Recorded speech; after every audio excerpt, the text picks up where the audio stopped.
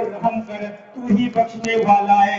اس طرح بندہ جمع کر کے اللہ کے دربار میں آ کر کے توبہ کرتا ہے، استغفار کرتا ہے، معافی مانگتا ہے، اللہ تبارک و تعالیٰ بھی معاف کرنے کے لیے تیار ہو جاتا ہے۔ صحیح مسلم کی حدیث ہے، حدیث نمبر 758 758، اللہ کے نبی صلی اللہ علیہ وسلم نے ارشاد فرمایا، ایک لمبی حدیث ہے، اللہ تبارک و تعالیٰ جب رات ہو جاتی ہے، آخری رات میں، رات کے آخری حصے میں آسمان دنیا میں اتر آتا ہے، دنیا کا جو آسمان ہے اس آسمان میں اتر کر کے آ جاتا ہے، اور اللہ تبارک و تعالیٰ کہتا ہے من یدعونی فاستجیب لہ، کون میرا بندہ ہے جو مجھ سے دعا کرتا ہے میں اس کی دعا کو قبول کرنا چاہتا ہوں، من یسألنی، کون بندہ ہے مجھ سے اپنی پریشانی لے کر کے آیا ہے اور مجھ سے سوال کر رہا ہے، میں اس کے سوال کا جواب دینے کے لیے تیار ہوں، وَمَن يَسْتَغْفِرُنِي، اور کون میرا بندہ ہے مجھ سے معافی مانگنے کے لیے آیا ہے فَأَغْفِرَ لَهُ، میں اسے معاف کرنے کے لیے تیار ہوں۔ میرے بھائیو دوستو ذرا یاد کیجئے، اللہ تبارک و تعالیٰ کہتا ہے مَن يَدْعُونِي فَأَسْتَجِيبَ لَهُ، جب اللہ کہتا ہے کون میرا بندہ ہے مجھ سے دعا کرتا ہے میں اس کی دعا قبول کرنے کے لیے تیار ہوں۔ آج نوجوان جس وقت اللہ تعالیٰ کہتا ہے کون ہے جو دعا کرتا ہے میں اس کی دعا کو قبول کروں گا، اس وقت میرا نوجوان، اس وقت اللہ کا بندہ نوجوان موبائل لے کر کے اشلیل ویڈیو کو دیکھ رہا ہوتا ہے۔ اللہ تعالیٰ جب کہتا ہے کون ہے جو میرے سامنے فریاد کرے گا، التجا کرے گا، اس وقت وہ بندہ اپنے موبائل لے کر کے گرل فرینڈ کے ساتھ یا لڑکی اپنے بوائے فرینڈ کے ساتھ چیٹنگ میں مشغول رہتا ہے، اپنے بوائے فرینڈ اپنے گرل فرینڈ کے ساتھ بات کرنے میں مشغول رہتا ہے۔ اللہ کہتا ہے مجھ سے مانگو، یہ بات کرنے میں مشغول ہے۔ جب اللہ تبارک و تعالیٰ کہتا ہے کون مجھ سے معافی مانگنے کے لیے آیا ہے میں اسے معاف کرنے کے لیے آیا ہوں، میں اسے معاف کرنے کے لیے تیار ہوں، یہ بندہ گناہ میں ملوث رہتا ہے، گناہ میں مشغول رہتا ہے۔ اللہ تو چاہتا ہے میں اپنے بندے کو معاف کر دوں، اللہ تو چاہتا ہے میں اپنے بندے کی پریشانی کو دور کر دوں، اللہ تو چاہتا ہے میں اپنے بندے کے مشکلات کو ختم کر دوں، اللہ تو چاہتا ہے میں اپنے بندے کو معاف کر دوں، بخشش سے نواز دوں، لیکن ہم ہی انسان ہیں کہ اللہ کے سامنے مانگنے کے لیے تیار نہیں، اللہ سے ہم التجا کرنے کے لیے تیار نہیں، اللہ تعالیٰ سے معافی مانگنے کے لیے تیار نہیں، اللہ تعالیٰ سے دعا کرنے کے لیے تیار نہیں، پھر ہماری زندگی خوشگوار کیسے بن سکتی ہے، ہمارا جیون سخمय کیسے بن سکتا ہے، کیسے ہو سکتا ہے؟ ہم گناہ پر گناہ، گناہ پر گناہ، اپرادھ پر اپرادھ، جرم پر جرم کرتے ہیں، لیکن توبہ نام کی کوئی چیز نہیں ہمارے اندر، توبہ استغفار کرنے کے لیے ہم تیار نہیں۔ حالانکہ سب سے بہترین خطا کار، سب سے اتم پاپی، اگر میں مانا کروں وخیر الخطائین، سب سے اتم پاپی وہ ہے التوابون، جو توبہ کر لے۔ ہر کوئی پاپی ہے، میں آپ سب کے سب پاپی ہے، ہر ایک سے غلطی ہو سکتی ہے۔ الانسان مرکب من الخطا والنسیان، عربی میں یہ مقولہ ہے، انسان غلطی اور خطا سے گھرا ہوا ہے، انسان سے غلطیاں ہوگی، لیکن سب سے اتم پاپی، سب سے اتم غلطی کرنے والا وہ بندہ ہے جو توبہ کر لیتا ہے۔ اللہ تعالیٰ معاف کرنے کے لیے تیار ہے، اللہ تعالیٰ چاہتا ہے کون بندہ ہے اس سے آئے معافی مانگے، میں معاف کروں گا، لیکن ہم ایک معافی مانگنے کے لیے تیار نہیں۔ دیکھیے انسان جب گناہ کرنے کے بعد توبہ کر لیتا ہے ایک فائدہ اور ہوتا ہے، جب ہم گناہ کرتے ہیں نا تو ہمارا دل جو ہوتا ہے نا، یہ دل کالا ہو جاتا ہے، اس میں ایک ڈاٹ، ایک بندو، ایک بلیک ڈاٹ، ایک کالا سا دھبا پڑتا ہے اس دل کے اندر، اور توبہ جب کر لیتے ہیں گناہ کرنے کے بعد تو اس دھبا کو اللہ تعالیٰ دھو دیتا ہے، صاف کر دیتا ہے۔ لیکن اگر ہم گناہ کرنے کے بعد پھر گناہ کرتے ہیں، توبہ نہیں کرتے ہیں، تو پھر وہ ڈاٹ اور وہ کالا دھبا بڑھتا ہی جاتا ہے، وہ ختم نہیں ہوتا۔ دیکھیے سنن ابن ماجہ حدیث نمبر 4244، ان المؤمن اذا اذنب، جب مومن گناہ کرتا ہے، کیا پتہ چلا؟ مومن، الفاظ کے اندر غور کیجیے، مومن جب گناہ کرتا ہے مطلب یہ یہ مومن کا مطلب یہ نہیں ہے کہ اس سے گناہ نہیں ہوگا، اپرادھ نہیں ہوگا، جرم نہیں ہوگا، پاپ نہیں ہوگا۔ ان المؤمن اذا اذنب، بے شک مومن جب گناہ کرتا ہے، کانت نقطۃ سوداء فی قلبہ، گناہ کرنے کی وجہ سے مومن کے دل میں ایک بلیک ڈاٹ پڑ جاتا ہے، ایک کالا دھبا پڑ جاتا ہے۔ فَإِن تَابَ وَنَزَعَ وَاسْتَغْفَرَ، جب وہ بندہ مومن گناہ کرنے کے بعد توبہ کر لیتا ہے، استغفار کر لیتا ہے، اللہ تعالیٰ سے क्षमा مانگ لیتا ہے، سُکِلَ قَلْبُهُ، اس کے دل کو بھی دھو دیا جاتا ہے، اس کے دل کو بھی پاک صاف کر دیا جاتا ہے۔ لیکن اگر وہ بندہ وَإِنِ زَادَتْ، اگر وہ بندہ گناہ کرنے کے بعد پھر گناہ کرتا ہے، اپرادھ کرنے کے بعد توبہ نہ کر کے پھر اپرادھ کرتا ہے، پاپ کرنے کے بعد क्षमा مانگنے کے بجائے پھر پاپ کرتا ہے، وَإِن زَادَتْ حَتَّى يَعْلُوَ قَلْبَهُ، گناہ کرنے کے بعد پھر اگر وہ گناہ کرتا ہے تو وہ دھبا بھی بڑھنے لگتا ہے، وہ کالا دھبا بھی بڑھنے لگتا ہے، وہ بلیک ڈاٹ بھی بڑھنے لگتا ہے، حَتَّى يَعْلُوَ قَلْبَهُ، یہاں تک کہ پورے دل کو گھیر لیتا ہے، کالا دھبا پورے دل کو گھیر لیتا ہے، اور اس طرح سے گھیر لیتا ہے کہ وہ بندہ اب گناہوں سے نکل نہیں پاتا ہے، گناہوں کے اندر اس طرح سے گرفتار ہو جاتا ہے کہ وہ چاہ کر بھی اپنے آپ کو نکال باہر نہیں کر پاتا ہے۔ فَذَلِكَ الرَّنُ الَّذِي ذَكَرَ اللَّهُ عَزَّ وَجَلَّ فِي كِتَابِهِ أَلَّا بَلْ رَانَ عَلَىٰ قُلُوبِهِمْ مَا كَانُوا يَكْسِبُونَ، اور یہی وہ زنگ ہے، یہی وہ دھبا ہے جس دھبے کی طرف اللہ تبارک و تعالیٰ نے قرآن مجید کے اندر اشارہ فرمایا، اللہ بل ران علی قلوبہم، بلکہ ان کے دلوں کے اوپر اللہ تبارک و تعالیٰ نے زنگ لگا دیا ہے، مہر مار دی ہے، بما کانوا یکسبون، ان کے گناہوں کی وجہ سے، ان کے اپرادھ کرنے کی وجہ سے، ان کے کرتوت کرنے کی وجہ سے۔ پتہ کیا چلا، ایک بندہ جب گناہ کرتا ہے، گناہ تجھ سے کسی سے بھی ہو سکتا ہے، اپرادھ کسی سے بھی ہو سکتا ہے، جرم کسی سے بھی ہو سکتا ہے، لیکن مومن بندہ گناہ کرنے کے بعد جب توبہ کر لیتا ہے تو یہ جو دھبا پڑتا ہے اس دھبے کو دھو دیا جاتا ہے۔ لیکن اگر وہ گناہ کرنے کے بعد توبہ نہیں کرتا ہے، استغفار نہیں کرتا ہے، क्षमा پرارتھنا نہیں کرتا ہے، تو وہ دھبا بھی بڑھنے لگتا ہے، وہ کالا دھبا بھی بڑا ہونے لگتا ہے، یہاں تک کہ چاروں طرف سے اس کے دل کو گھیر لیا جاتا ہے اور وہ اس گناہ سے نکل نہیں پاتا ہے، گرفتار ہو جاتا ہے، نکل نہیں پاتا ہے۔ آپ دیکھیں گے نا، ایک چیز آپ لوگوں نے خیال کیا یا نہیں پتا نہیں، بہت سارے لوگ گناہ کرتے ہیں نا، جسے شراب وغیرہ پیتے ہیں تو سب سے پہلے شوق سے پیتے ہیں، نمبر 1، اور نمبر 2 پر عادت بنتی ہے۔ پہلے شوق سے، چلو ایک گھوٹ پی کر کے دیکھو کیسا لگ رہا ہے، سگریٹ بھی پیتا ہے نا تو شوق سے، اور بہت سارے برے دوست بھی ہوتے ہیں، ابے پیو نا، میں روپیہ دے رہا ہوں، تمہیں روپیہ دینے کی ضرورت نہیں ہے، میں پیسہ دے رہا ہوں، سگریٹ خرید کر کے لاتا ہے پیو، شراب خرید کر کے لاتا ہے پیو، روپیہ میں دوں گا، پیسہ میں دوں گا، تمہیں پریشان ہونے کی کیا ضرورت ہے۔ آدمی شوق سے سب سے پہلے پیتا ہے، اور شوق کے بعد دوسرا اسٹیپ کیا ہوتا ہے، سیکنڈ اسٹیپ عادت بنتی ہے، ابھیاس، ہیبٹ بنتی ہے، اور ہیبٹ بننے کے بعد، عادت بننے کے بعد تھرڈ اسٹیپ کیا ہوتا ہے، لت لگتی ہے، اور لت لگ جاتی ہے تب وہ انسان اس گناہ سے نکل نہیں پاتا۔ ہوتا ہے نا، نشہ کے اندر جب انسان گرفتار ہو جاتا ہے، جب نشاور چیزیں اسے نہیں ملتی، اپنے آپ کو نوچنے لگتا ہے، اپنے آپ کو تکلیف دینے لگتا ہے، تو شوق کے بعد عادت، اور عادت کے بعد لت۔ یہ کیوں ہوتا ہے؟ اگر انسان پہلی مرتبہ غلطی کرنے کے بعد توبہ کر لے، سکیلا قلبو، اس کے دل کو دھو دیا جائے گا، پاک صاف کر دیا جائے گا، گناہ ہو گیا، اپرادھ ہو گیا، اللہ سے توبہ نہیں، میں دوسری مرتبہ یہ گناہ نہیں کروں گا۔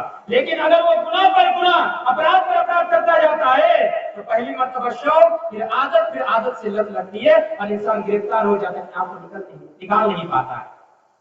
پتہ کیا چلا کہ توبہ اور استغفار کا راستہ ہمیں اپنانا پڑے گا، اور بالخصوص میں کہوں گا آج کل جو موبائل کا زمانہ ہے نا، موبائل آ کر کے گناہ کو بڑا آسان کر دیا.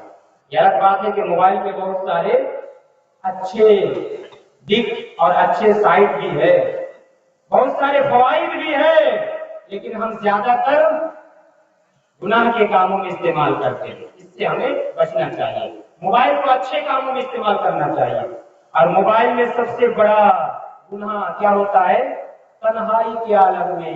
موبائل میں ڈیٹا ہے، ڈیٹا تو آج کل فری ہے. پہلے تو 1 GB ملتا تھا، پورا مہینہ ختم کر، پورا مہینہ چلا 1 GB میں. ابھی تو دن میں 1 GB 1.5 GB 2 GB 4 GB 5 GB جوڑ کے آپ دیں گے، اس حساب سے آپ کو مل جائے گا. کتنا آپ چلائیں گے موبائل؟ پورا دن آپ چلائیے. اور اس میں کیا ہو گیا ہے؟ موبائل لے کر کے ہم تنہائی میں بیٹھ جاتے ہیں. کوئی تو منع کرنے والا نہیں، کوئی دیکھنے والا نہیں، کوئی ٹوکنے والا نہیں، کوئی بادھا دینے والا نہیں. اشلیل چیزوں میں ہم داخل ہو جاتے ہیں، اشلیل چیزوں کو ہم دیکھتے ہیں. یہ بڑا آسان ہو گیا موبائل آ کر کے. کسی نے کہا تھا، میں نے کبھی ایک جگہ کہا تھا کہ fast data of internet and privacy are very dangerous. نہیں سمجھے؟ ایک دم فاسٹ اسپیڈ ہمیں ڈیٹا مل رہا ہے نا جیو کا، اور پرائیویسی تنہائی ہمیں مل رہی ہے. یہ بڑا خطرناک ہے. اگر ایک دم ڈیٹا بھی آپ کو مل جائے اور تنہائی بھی مل جائے، پرائیویسی بھی مل جائے، یہ بڑا خطرناک ہے. اور تنہائی کے عالم میں ہم سے جو گناہ سرزد ہوں گے، تنہائی کے عالم میں ہم سے جو اپرادھ ہوں گے، تنہائی کے عالم میں ہم سے جو پاپ ہوں گے، اس کا ایک خطرناک برا اثر بھی ہے. وہ خطرناک برا اثر کیا ہے؟ ہماری نیکیاں بھی ختم ہو جائے گی، ہماری نیکیاں بھی برباد. یہ جو بھی ہم نے نیکیاں کی ہے، ثواب کا کام کیا ہے، وہ سب کے سب رائے گا، بیکار، برباد. دلیل سنن ابن ماجہ حدیث نمبر 4245، ثوبان رضی اللہ تعالیٰ عنہ سے مروی ہے. پوری حدیث دیکھیے. قال رسول اللہ صلی اللہ علیہ وسلم لعلمن اقوام من امتی یاتون یوم القیامہ بحسنات امثال جبال تحامة بیضا فیجعلها اللہ عز وجل حباء منثورا. قال ثوبان یا رسول اللہ صفهم لنا جلهم لنا الا نكون منهم ونحن لا نعلم. قال یا ثوبان اما انهم من اخوانكم ومن جلدتكم ويأخذون من الليل كما تأخذون ولكنهم اقوام اذا خلوا بمحارم الله انتهكوها. پوری روایت میں نے آپ کے سامنے پڑھ دی. ثوبان رضی اللہ تعالیٰ عنہ سے حدیث مروی ہے، وہ بیان کرتے ہیں کہ نبی صلی اللہ علیہ وسلم کا ارشاد ہے لعلمن اقواما من امتی، میں اپنی امتیوں میں سے ان لوگوں کو اچھی طرح سے جانتا ہوں یاتون یوم القیامت بحسنات، جو لوگ قیامت کے دن نیکیاں لے کر کے میدان محشر میں حاضر ہوں گے. کتنی نیکیاں؟ امثال جبال تحامة بیضا، تہامہ پہاڑ کے برابر نیکیاں لے کر کے وہ لوگ اللہ کے دربار میں حاضر ہوں گے.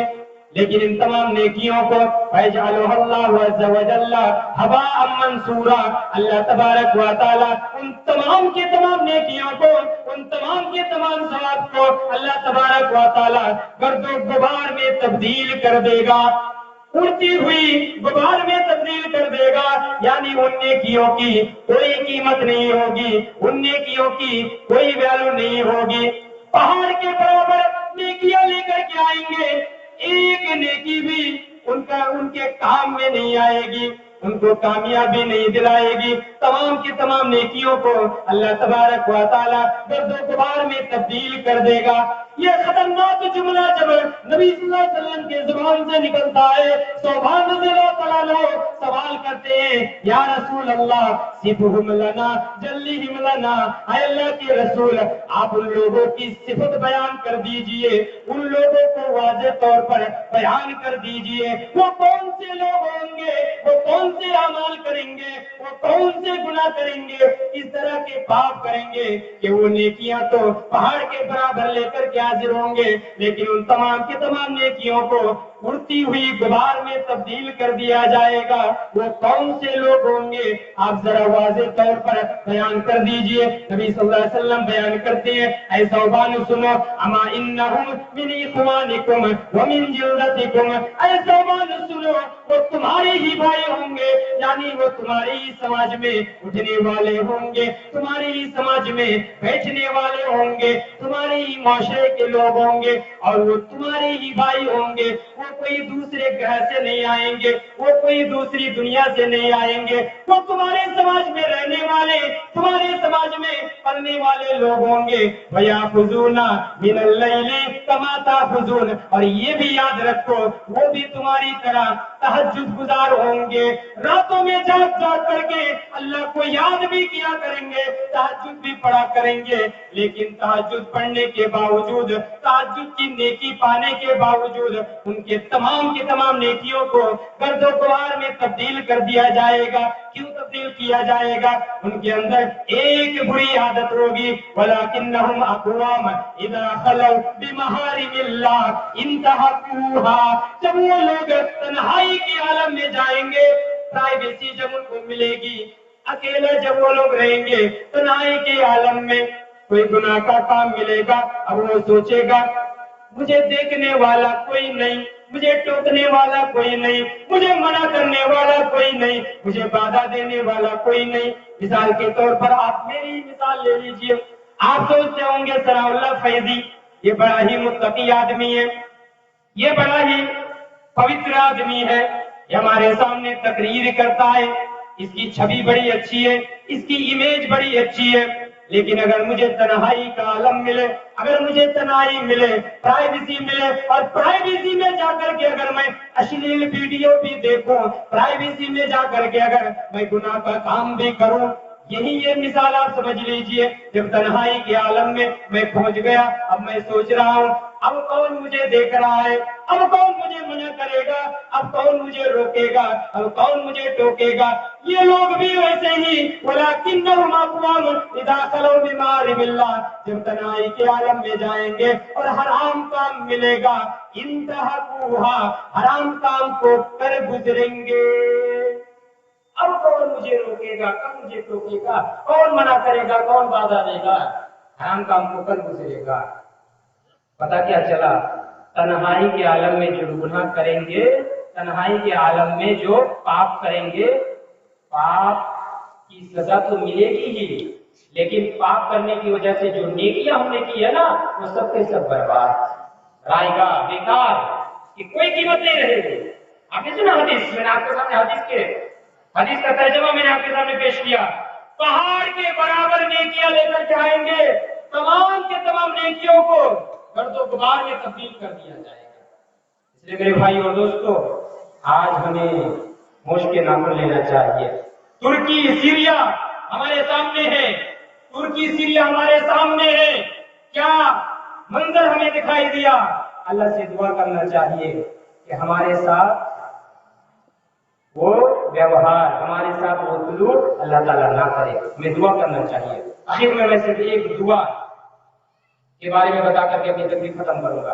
ये सुनन अबी दाऊद के अंदर हदीस नंबर 1552 1552, देखिए ये जल्जला भूकंप वगैरह आता है ना, इसके लिए भी आप ये दुआ पढ़ सकते हैं। इसमें और बहुत सारी चीजें हैं। अबुल यसर रज़ियल्लाहु ताला अन्हु से हदीस मरवी है, वो कहते हैं कि रसूलुल्लाह सल्लल्लाहु अलैहि वसल्लम कान यदऊ, रसूलुल्लाह सल्लल्लाहु अलैहि वसल्लम ये दुआ पढ़ा करते थे, अल्लाहुम्मा इन्नी अऊज़ु बिका मिनल हद्म, यानी ऐ अल्लाह मैं तेरी पनाह चाहता हूँ हद्म से, यानी भूकंप, जलजला, अर्थक्वेक, जलजला से मैं तेरी पनाह चाहता हूँ कि हमारे ऊपर भी जलजला ना आ जाए, भूकंप ना आ जाए। व अऊज़ु बिका मिनत तरद्दी, ऐ अल्लाह मैं तेरी पनाह चाहता हूँ कि मैं कहीं ऊपर से गिर करके मौत के घाट ना उतर जाऊं, इससे पनाह चाहता हूँ।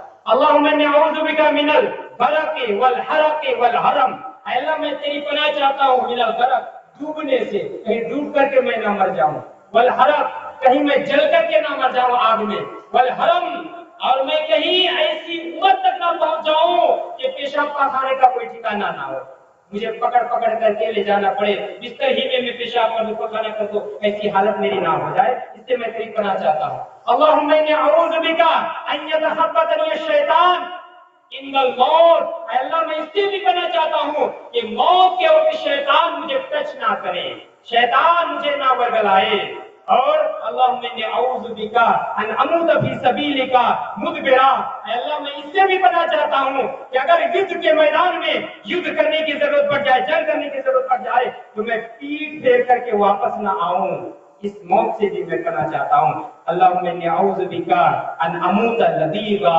اور اے اللہ میں اس سے بھی پناہ چاہتا ہوں کہ مجھے کوئی سانپ بچھو زہریلا کوئی چیز مجھے ڈسے اور اسی اس کی وجہ سے، اسی زہر کی وجہ سے میری موت ہو جائے، میری وفات ہو جائے. اس سے بھی میں پناہ چاہتا ہوں.